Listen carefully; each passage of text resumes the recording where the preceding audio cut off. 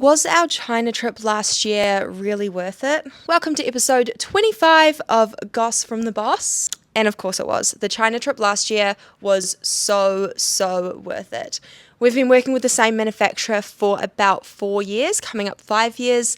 We had never met in person and never looked at their factories. So we were super excited to go over and make that personal connection. And another factory we'd been working with for a year and a half. So we were also keen to go take a look at their factory and meet our contact in person as well. We did go over for 2 reasons. And the second reason, aside from meeting our manufacturers, was to go to Canton Fair. So if you don't know, Canton Fair is one of the biggest trade shows in the world. It is absolutely massive. Like, think of what you think is going to be big and then just absolutely like quadruple it.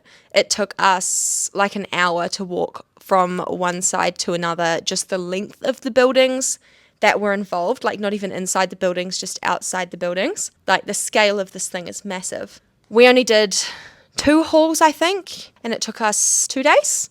So that just shows the absolute scale. And this thing runs for, I think, over 2 weeks and has about 4 halls. So anything you want, you could really get here. So we went over with the expectation to look for new cases, new accessories, see what other manufacturers are out there, just to kind of see what there is. And basically, the eyewear category at Canton Fair, very small.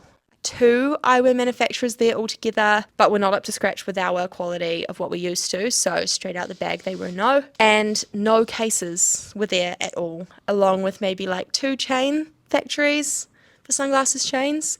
So first half of the trip, meeting manufacturers, super successful. Second half of the trip, biggest waste of time for someone who designs eyewear.